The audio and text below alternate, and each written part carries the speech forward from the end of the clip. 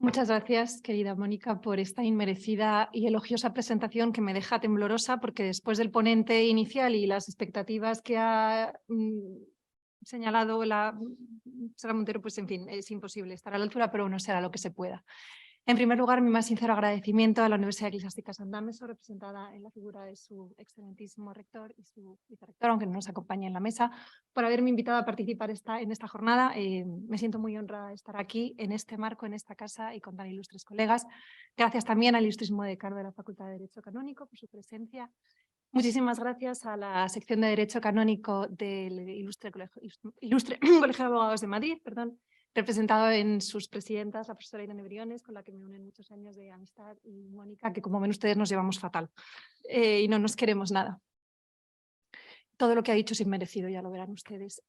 Cuando me llegó el título de esta propuesta a través de don Nicolás, debo reconocer que me llamó la atención el título propuesto. Decía libertad religiosa en el ámbito de la Unión Europea y no lo que suele ser habitual, que es en los países de la Unión Europea. Y esto me encanta porque me permite salirme del ámbito del derecho comparado, que sin duda sería un ejercicio muy estimulante y que podría dar lugar a muchas otras jornadas de colaboración, y me da pie para abordar algunos de los aspectos más interesantes de uno de los recientes protagonistas en el mundo internacional y paneuropeo de la protección de los derechos humanos y, por ende, también de la libertad religiosa y de creencias, como es la Unión Europea. Hay algunos autores que ya han señalado que la Unión Europea es un jugador un tanto tardío a esta liga de los derechos humanos, pero por los motivos que iremos viendo a lo largo de estos minutos de presentación, su relevancia es cada vez mayor, como también es cada vez mayor la jurisprudencia que emana del Tribunal de Justicia de la Unión Europea, que les voy a liar constantemente porque no es el Tribunal de Estrasburgo, es el Tribunal de Luxemburgo, pero intentaré separar claramente los dos ámbitos. Sería absolutamente ingenuo por mi parte pretender que en los 35 o 40 minutos de los que dispongo esta mañana yo les pudiese ofrecer una visión amplia, comprensiva, sistemática de la protección de la libertad religiosa en el ámbito de la Unión Europea. Por ello les voy a pedir que, si son tan amables, me acompañen en una serie de pinceladas, de reflexiones. A veces decía Mónica que uno sabe mucho, a veces cuanto más se sabe, más difícil se es transmitir, así que he intentado en esta presentación ceñirme a conceptos no básicos o sencillos, sino fácilmente transmisibles, ¿no? Y esa es mi intención esta mañana. Aspectos muy concretos de la gestión del derecho a la libertad religiosa en el ámbito de la Unión Europea. ¿Cómo voy a estructurar esta presentación? Bueno, en primer lugar, voy a hacer una introducción en la que pretendo, con unos grandes brochazos, ofrecerles una visión rápida de qué es la Unión Europea, por qué es hasta cierto punto novedoso hablar en 2023 de protección o de libertad religiosa en la Unión Europea y qué la asemeja o la aleja del Consejo de Europa y del Tribunal Europeo de Derechos Humanos, este sí, el Tribunal de Estrasburgo. A continuación abordaré un primer punto en el que me detendré en un tema que enlaza muy bien con la ponencia del profesor Rubio, que es la objeción de conciencia. ¿Cómo está abordando la Unión Europea la objeción de conciencia del personal sanitario en cuestiones de aborto u otras cuestiones que veremos, con la finalidad de ejemplificar cómo la Unión Europea y el Parlamento se está aproximando a una manifestación individual de la libertad religiosa y de conciencia que, solo hay que escuchar al profesor Rubio, tanta relevancia tiene en nuestros momentos.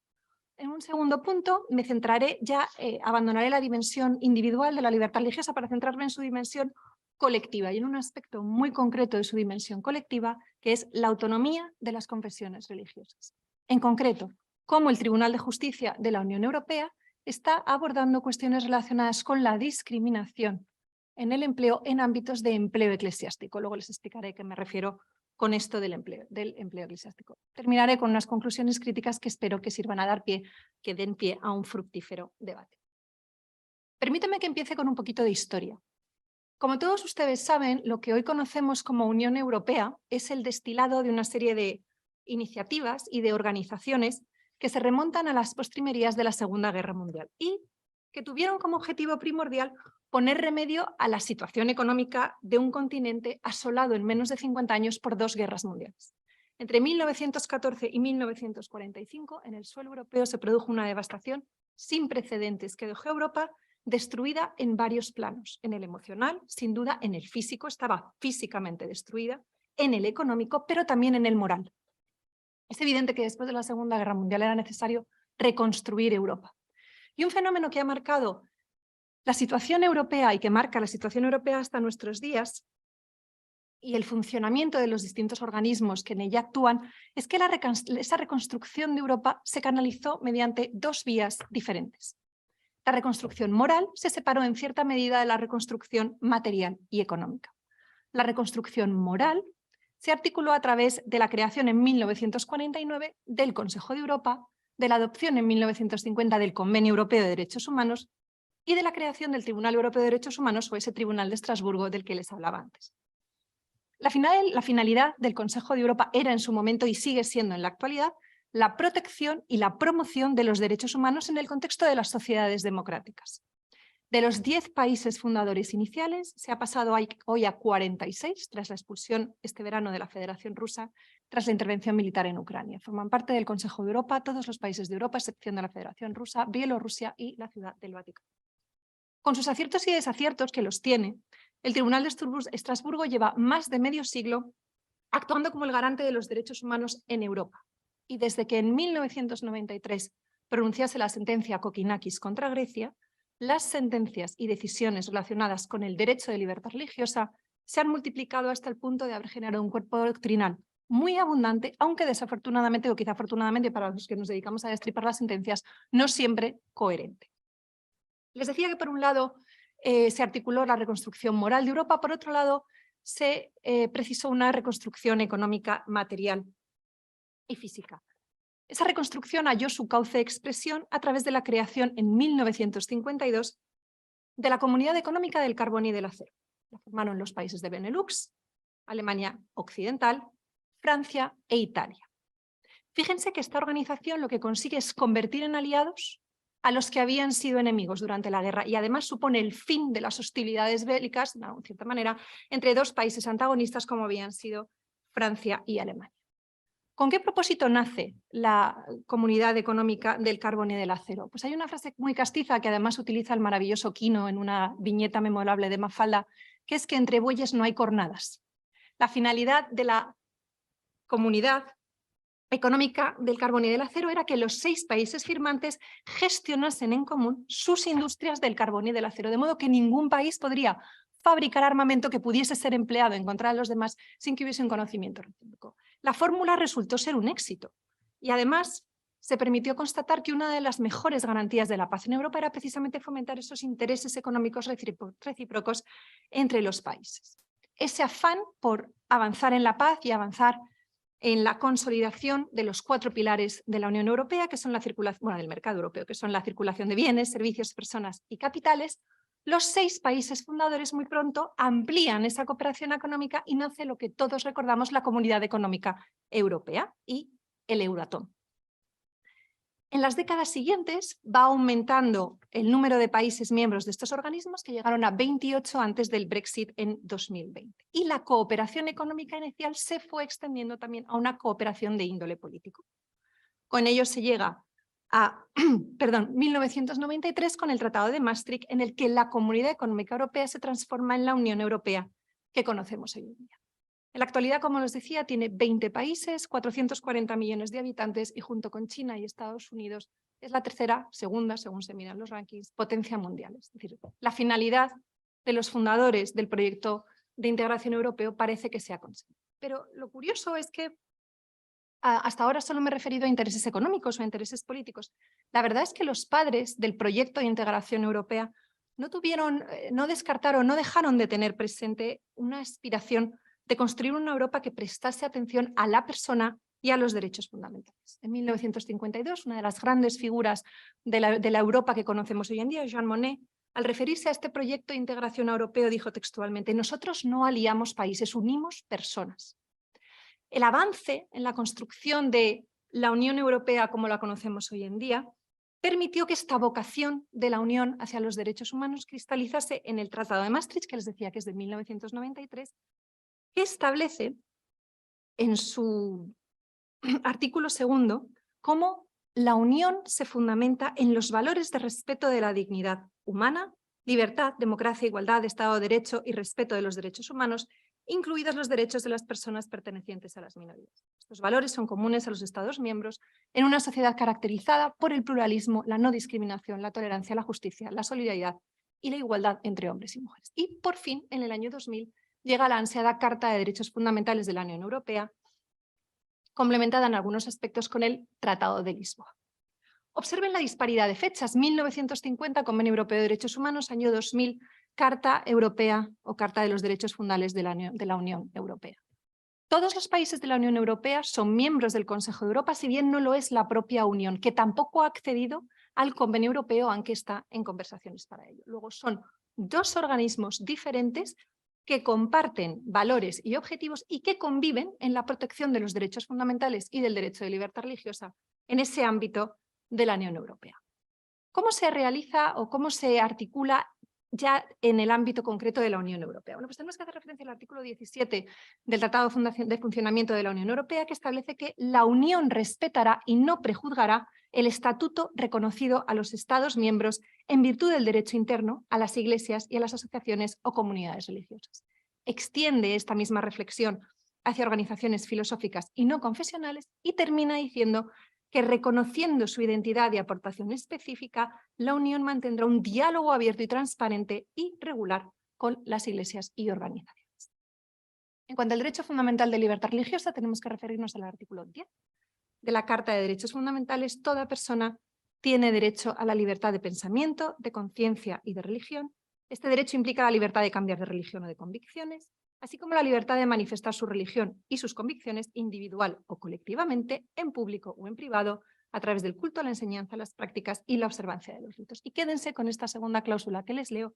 Se reconoce el derecho a la objeción de conciencia de acuerdo con las leyes nacionales que regulan su ejercicio.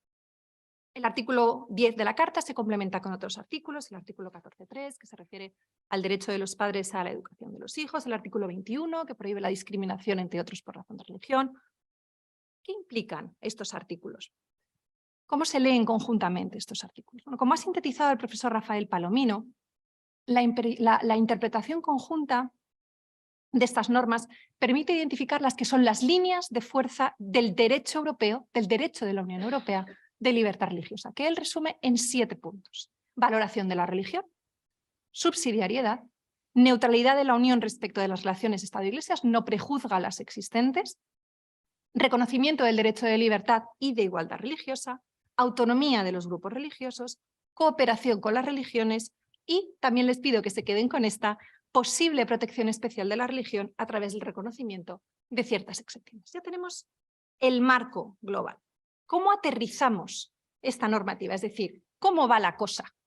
Ya tenemos la forma organizada.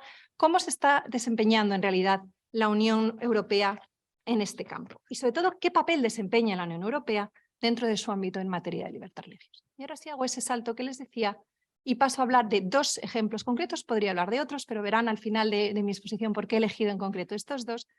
Uno referido a la libertad religiosa individual y otra referida a la libertad religiosa colectiva. Decir hoy, y más después de la intervención del primer ponente, que cuestiones relacionadas con la intervención médica en el comienzo o final de la vida, sea aborto, eutanasia o suicidio asistido, han irrumpido con fuerza con la agenda europea y no solo europea, es afirmar lo evidente. No voy a repetir las palabras del profesor Rubio, pero solo en España estamos a vueltas con la reforma de la Ley Orgánica de 2010 de salud sexual y reproductiva e interrupción voluntaria del embarazo. Tenemos un recurso ante el Tribunal Constitucional en ciernes.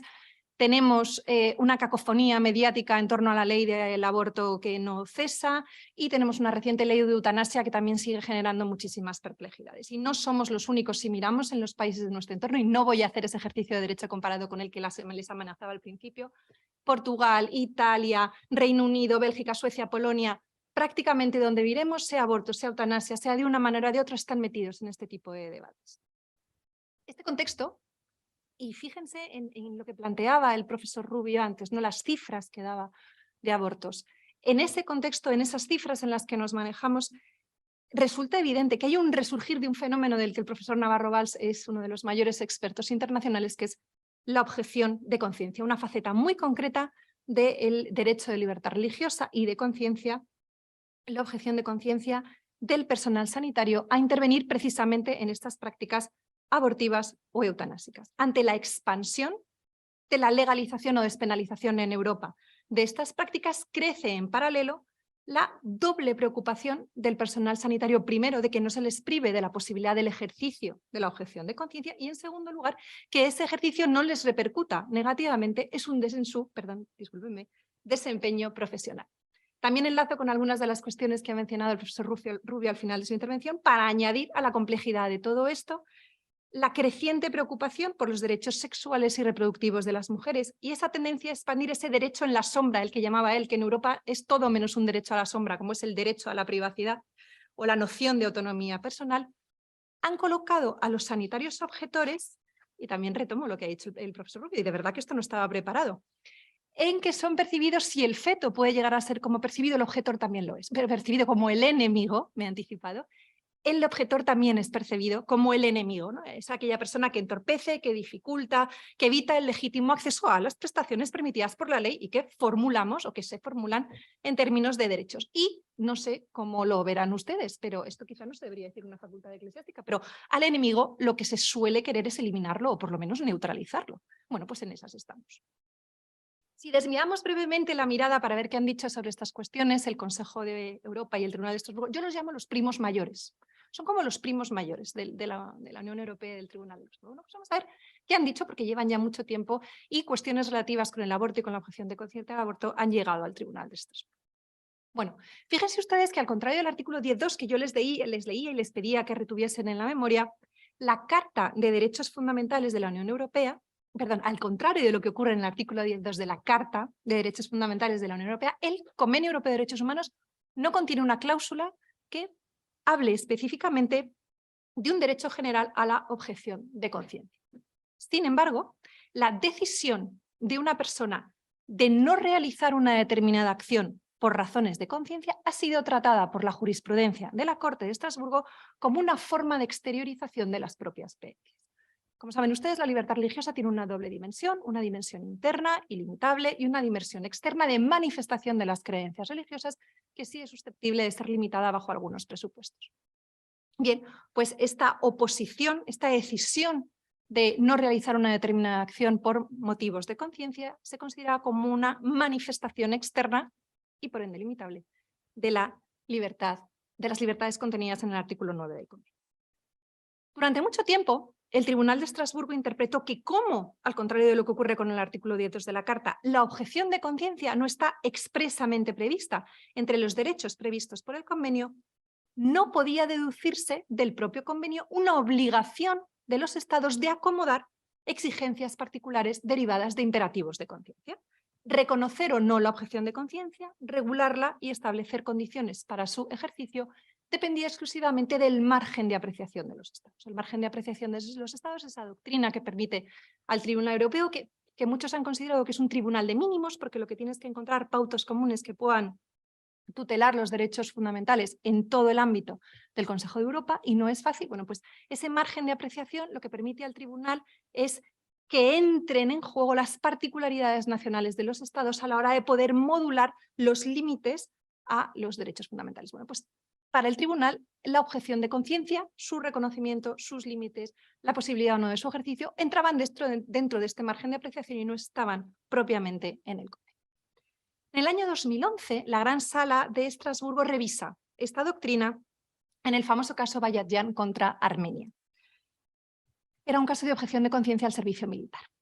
El tribunal afirmó en este caso que, aunque el convenio no reconoce explícitamente este derecho, cuando la oposición de un individuo a sujetarse a una conducta impuesta por una norma jurídica esté motivada por un conflicto serio e ineludible de conciencia o basado en convicciones o creencias de suficiente entidad, dicha objeción atrae las garantías del artículo 9.2. Es decir, mete la objeción de conciencia bajo una serie de presupuestos, ya sí dentro del convenio y dentro de las garantías del artículo 9.2, con lo cual las limitaciones a la posible restricción de su ejercicio. Además, añade el tribunal, cuando exista una alternativa que permita acomodar de forma razonable los intereses del objetor y del Estado, que permita hacer ese ejercicio de ponderación del que también hablábamos antes, las limitaciones que se impongan a la objeción de conciencia no pueden considerarse como necesarias en una sociedad democrática, es decir, no serían limitaciones legítimas. Este cambio de orientación de la Corte que se produce en 2011 no ha ido mucho más allá en la jurisprudencia del propio servicio militar obligatorio. El tribunal ha sido poco sensible hasta la fecha a otro tipo de reclamaciones de ciudadanos que pretenden eximirse de deberes jurídicos por razones de conciencia, a partir del reiterado argumento de que el artículo 9 no siempre garantiza el derecho a vivir o a actuar en el espacio público de acuerdo con o en la forma dictada por una religión o una creencia. Es lo que ha llevado al tribunal a rechazar sistemáticamente entrar en el fondo del asunto cuanta cuestión relacionada con algo que se pueda parecer a la objeción de conciencia de aborto le ha llegado. Nunca ha entrado en el fondo, siempre se ha quedado en meras decisiones de inadmisibilidad que no tienen el mismo valor ni resuelven la cuestión de fondo. Y bueno, pues recordarán ustedes, porque supongo que están familiarizados con ellos, las famosas sentencias o la decisión contra Francia en Pichon y Sayou de dos farmacéuticos que no expedían la píldora del día después por motivos de conciencia, y las más recientes decisiones contra Suecia, Grimmark y Steen, de dos enfermeras convertidas comadronas que no consiguieron empleo como comadronas porque manifestaron su deseo de no participar activa y directamente en procesos de aborto. Esta reticencia del tribunal constata con la posición del Consejo de Europa, que a través de diversas resoluciones de su Asamblea Parlamentaria ha insistido una y otra vez en la necesidad de proteger los derechos de todas las partes implicadas en lo que se conoce como interrupción voluntaria de la gestación. De un lado, el derecho de las mujeres que quieren acceder a ella, y en segundo lugar, el derecho de los profesionales sanitarios. Fíjense hasta qué punto se da por supuesto el derecho a la objeción de conciencia, que estos documentos de la Asamblea Parlamentaria ni siquiera cuestionan su existencia. De lo que realmente se preocupan es que su ejercicio no condicione o no acarree consecuencias negativas, pero ni siquiera se plantea que no pueda existir y que haya que proteger su reconocimiento de existencia. No, lo que preocupa es que una vez ejercida no acarree consecuencias negativas.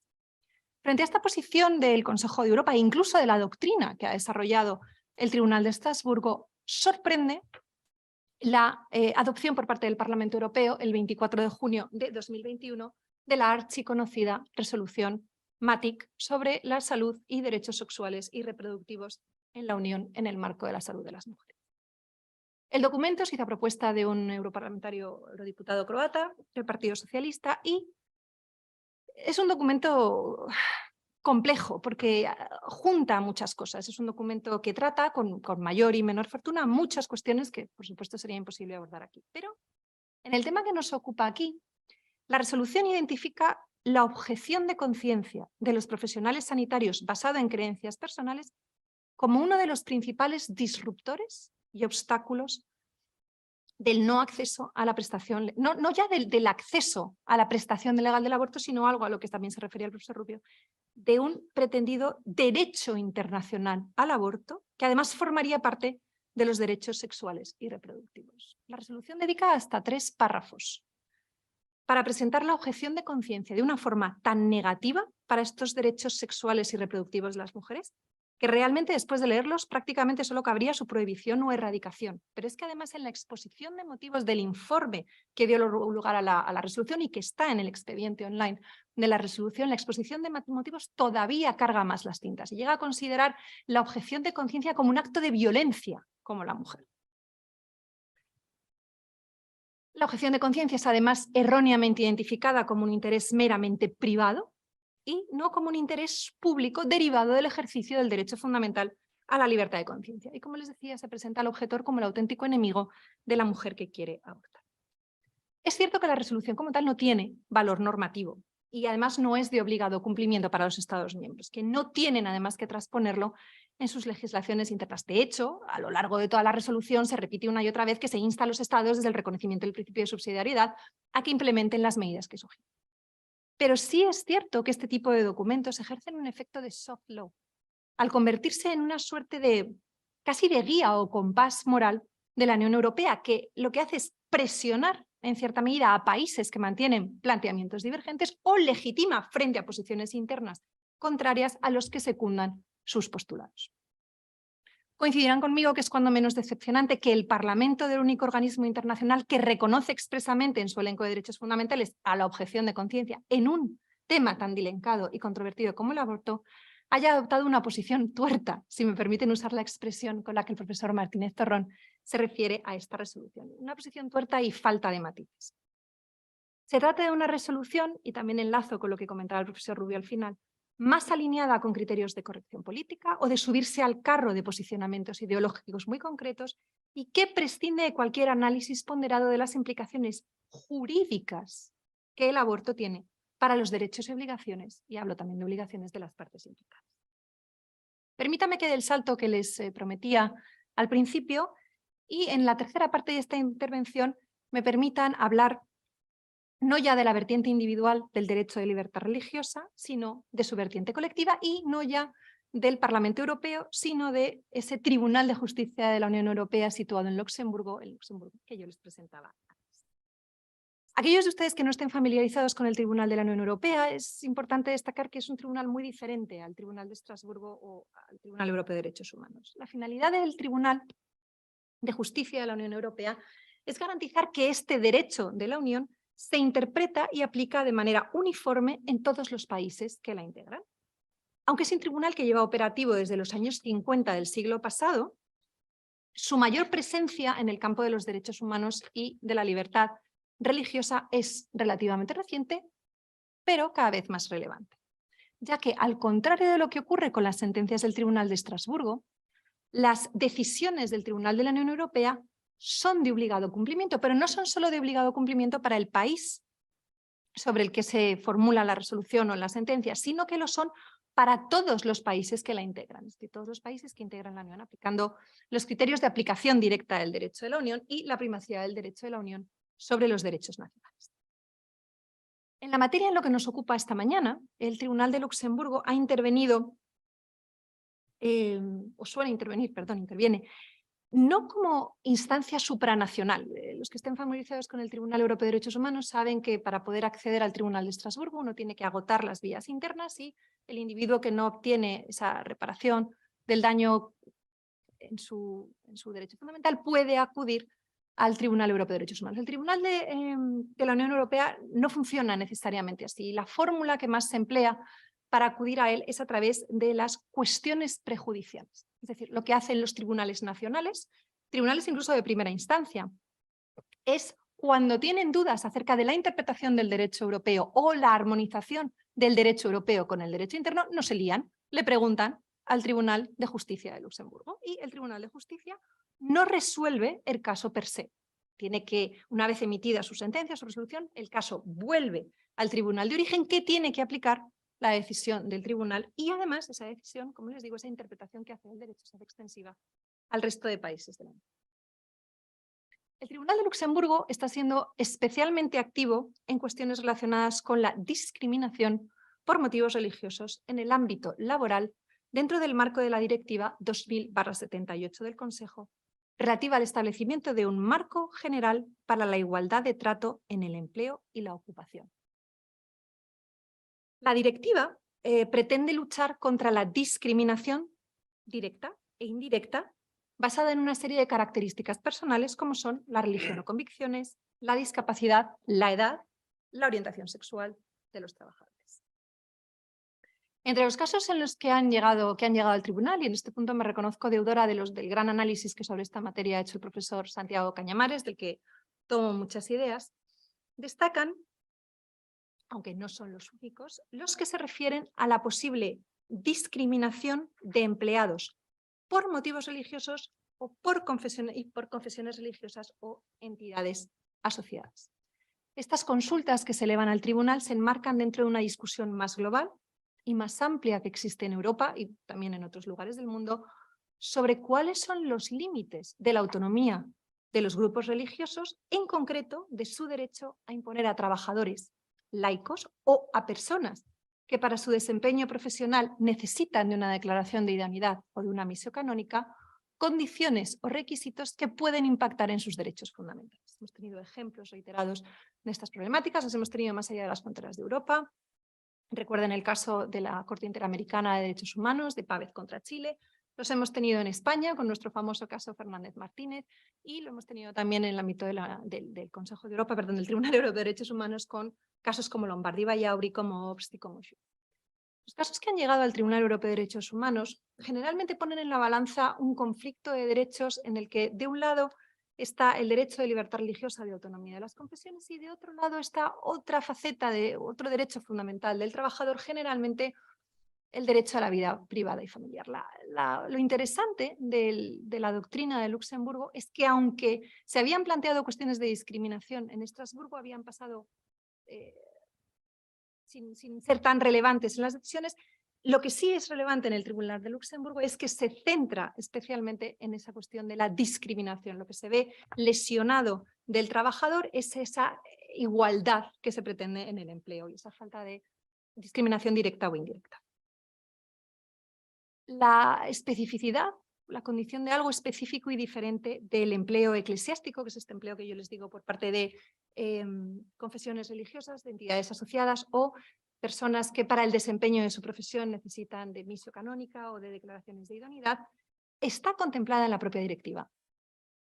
El artículo 4.2 permite, y voy a ir despacio, que los estados puedan mantener en sus legislaciones internas disposiciones en materia de empleo eclesiástico que establezcan diferencias de trato entre los trabajadores basadas en la religión o en las convicciones, siempre y cuando se cumplan una serie de requisitos. Y es que, por la naturaleza de las actividades objeto de esa relación laboral o por el contexto en el que éstas se desarrollen, esa característica vinculada a la religión constituya un requisito profesional esencial, legítimo y justificado respecto de la ética de la organización contratante. La directiva también reconoce el derecho que asiste a iglesias y además organizaciones cuyo ideario se base en una religión o convicciones de exigir a las personas que trabajan para ellas una actitud de buena fe y de lealtad hacia la ética de la organización. O sea, fíjense ustedes que la directiva, que el propio derecho de la Unión reconoce la especificidad de ese derecho o de ese empleo eclesiástico. Los dos casos más relevantes en esta materia hasta la fecha fueron elevados a la Corte de Luxemburgo en 2018 por el Tribunal Supremo de lo Social de Alemania. Son los casos de Eggenberger y de IRIQJ. Y no me tengan a mal porque me di cuenta que hasta en el libro he hecho bailes de letras, o sea que, pero bueno, IRIQJ.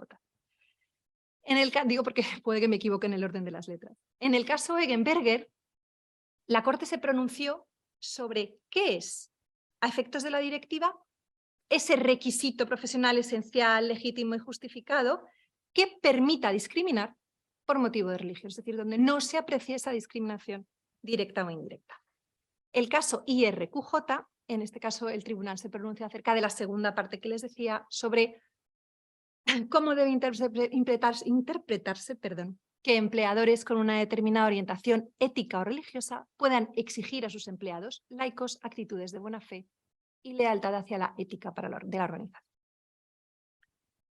El caso Eggenberger, se lo resumo muy brevemente, traía causa de la reclamación de una ciudadana alemana que había concurrido a una oferta de empleo publicada por la Obra Social Evangélica. La Obra Social Evangélica quería contratar un informe sobre ciertos documentos en materia de derechos humanos y entre los requisitos que se establecían en la convocatoria de empleo se decía que los concurrentes tenían que pertenecer a la iglesia protestante, a una iglesia protestante o a una iglesia integrada en la comunidad de las iglesias, la comunidad de trabajo, perdón, de las iglesias cristianas de Alemania. La señora Eggenberger, que no tenía confesión reconocida, fue superada finalmente en el proceso de selección por un candidato que había declarado ser miembro de una comunidad protestante de Berlín. La actora consideró que había sido indebidamente discriminada en su derecho a acceder a ese puesto de trabajo al ser apartada del proceso de selección por incumplir ese requisito de pertenecer a la confesión que se solicitaba, circunstancia que a su juicio contravenía tanto el ordenamiento alemán como el comunitario en materia de discriminación e igualdad. Así que la pregunta a la que se enfrentó el Tribunal de Luxemburgo fue: ¿qué es un requisito profesional esencial, legítimo y justificado que permita discriminar por razón de religión?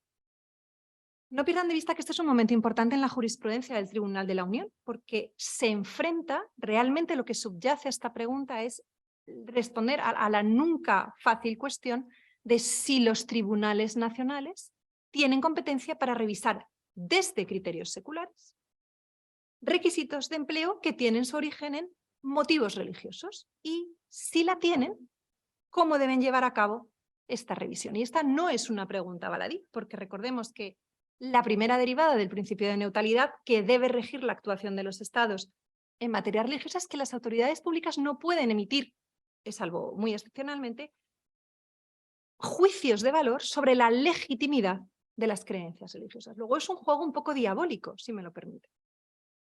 La Corte de Luxemburgo resolvió este caso estableciendo 3 ideas que les resumo. En primer lugar, reconoce la competencia de los tribunales nacionales para revisar la decisión de un empleador eclesiástico de establecer la religión, la pertenencia a una religión, como requisito profesional de contratación de carácter esencial, legítimo y justificado. Luego, los tribunales seculares tienen competencia de revisar esas decisiones. Y a continuación establece una línea roja que hereda, que toma de la jurisprudencia del Tribunal de Estrasburgo. Dice, ojo, esta revisión no puede suponer en ningún caso que se emita ese juicio de valor del que yo les hablaba sobre la legitimidad de las creencias religiosas que subyacen a esos requisitos que se ponen. Sin embargo, a continuación, al abordar cómo tienen los tribunales civiles que efectuar ese análisis, parece que esa línea roja era muy delgada, ¿no? La delgada línea roja, y se les queda bastante desdibujada. Fíjense que el tribunal señala que un requisito será esencial cuando resulte necesario, atendida la importancia de la actividad profesional en cuestión, para la afirmación de la ética de la Iglesia u organización o para el ejercicio del derecho de autonomía confesional. Claro, ya nos metemos en categorías difíciles de determinar. Será legítimo cuando no sirva para promover un objetivo ajeno a la ética o a la autonomía de la Iglesia u organización. Y estará justificado cuando el riesgo alegado de vulneración de la ética de una Iglesia sea probable y grave. Fíjense lo difícil que es para un tribunal secular no meterse en los motivos religiosos que llevan a una confesión religiosa a determinar qué es un objetivo de su ética, cómo de grave es una vulneración de ella para que pueda ser considerada probable o grave. Es muy difícil desde criterios seculares no sobrepasar esa delgada línea roja de juzgar la legitimidad o incluso la acomodación a parámetros seculares de los criterios que llevan a una religión a tomar determinadas decisiones de contrato. En IR y QJ, el caso que es muy largo de contar y que tuvo muchas idas y vueltas que resultan francamente interesantes, la situación era diferente. IR responde a las siglas de una sociedad vinculada a la Cáritas Católica Alemana de la diócesis de Colonia, que se dedica a la gestión de hospitales, depende, como les digo, del arzobispado de Colonia. Y el actor, que es QJ, ya iba a decir QR, QJ, había trabajado como el jefe de servicio de medicina interna en uno de estos hospitales gestionados por IR. Su contrato era católico, el señor QJ, y su contrato de trabajo estaba sometido a las directrices laborales de la Iglesia de 1993. Estamos en una facultad donde el derecho canónico es importante. Estas directrices contemplaban expresamente como infracción laboral grave que daría lugar a un despido extraordinario y sin preaviso, es una categoría alemana, la celebración de un matrimonio inválido para el derecho de la Iglesia católica. Siendo ya trabajador del centro y tras divorciarse de su primera esposa sin haber obtenido la nulidad canónica de su matrimonio, contrae matrimonio civil con una segunda mujer. Después de idas y venidas y distintas negociaciones, el médico es despedido y acude a la jurisdicción social alemana al considerar que su segundo matrimonio no era causa válida de despido porque se vulneraba el principio de igualdad. ¿Qué decía el señor? Siempre se me olvidan las siglas. QJ. El señor QJ decía, a mí se me despide por ser católico, pero si esto mismo lo hubiese hecho cualquier otro jefe de medicina interna o de servicio del hospital que no fuese católico, no se le despediría. No tendría las mismas consecuencias, no habría tenido ninguna consecuencia negativa en la relación laboral. Luego, la pregunta que eleva el Tribunal Supremo de lo Social alemán al Tribunal de Luxemburgo es: ¿una organización religiosa cuya ética se basa en la religión o en las convicciones puede por sí misma determinar qué es una actitud de buena fe y lealtad hacia la ética de la organización y puede también graduar esos deberes de lealtad para unas mismas funciones teniendo en cuenta solo la religión del trabajador? Piensen en lo que decía el señor QJ de la diferencia que suponía entre que el divorcio y el siguiente matrimonio hubiese sido de un católico o de un no católico. La Corte de Luxemburgo reconoce una vez más la competencia de los tribunales nacionales para supervisar estas decisiones de empleo desde los criterios de Eggenberger y añade que la competencia de los tribunales nacionales va incluso más allá de la aplicación del propio derecho interno. De modo que los tribunales están obligados a interpretar el artículo 4.2 de la directiva, que contiene esas excepciones previstas para el empleo eclesiástico, dejando inaplicada incluso, si es necesario, una disposición de derecho interno que resulte más favorable a la protección de la autonomía del empleador eclesiástico. Los Estados, pese a que sus legislaciones internas regulen de otra manera, tienen que ceñirse a la interpretación que da el Tribunal de Luxemburgo. Como podrán ver de estas dos resoluciones del Tribunal, se puede deducir que éste ha optado por interpretar de una manera muy restrictiva las excepciones contenidas en el artículo 4.2 de la directiva. Con independencia del ordenamiento de cada Estado miembro, los conflictos que se susciten en la Unión Europea dentro de este radio de excepcionalidad que permite la directiva a empresas y empleadores con una ética religiosa, tiene que ser objeto de un análisis judicial de fondo, mediante un análisis ponderativo de los derechos e intereses en conflicto. Y eso supone que desde parámetros de razonabilidad civil, de lo que es razonable en lo civil, se tendrá que verificar que el requisito profesional o los deberes de lealtad y buena fe exigidos a un trabajador por su empleador eclesiástico y con independencia de la opinión que al respecto tenga la propia Iglesia, organización empleadora, son esenciales, legítimos y justificados para la actividad que debe desarrollar o el contexto en el que se realiza. Permítanme que termine con unas breves conclusiones. Una valoración positiva, pues que con sus aciertos y fracasos, y pese a ser el continente más secularizado del planeta, en Europa tenemos la suerte de disfrutar de cotas muy altas de libertad religiosa. ¿Es perfecta la situación? No, por supuesto que no, y a ello, a solucionarla se empeñan día a día, no solo quienes nos dedicamos a esta materia del derecho eclesiástico del Estado, sino estados, tribunales nacionales, tribunales internacionales, con mayor o menor éxito. También es favorable o laudable el esfuerzo que ha hecho la Unión Europea por llegar al punto en el que se encuentra, ese íter que yo les contaba al principio de mi intervención, en materia de reconocimiento, protección y promoción de los derechos humanos y del derecho de libertad religiosa y de conciencia. Y ese marco general de normas y principios del que se ha dotado y del que yo les hablaba favorablemente al principio. Que creo que merece una valoración no tan positiva, pero esperanzada hacia el futuro.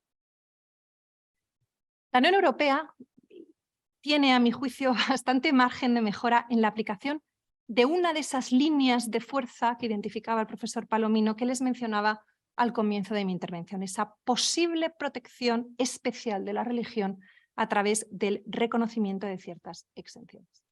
Y es que ese es el elemento o el hilo conductor que me permite unificar los dos escenarios de los que les he hablado, esa objeción de conciencia del personal sanitario y la autonomía de los grupos religiosos en el ámbito del empleo eclesiástico, al hacer esta radiografía, aunque sea parcial, de la situación del derecho de libertad religiosa en la Unión Europea.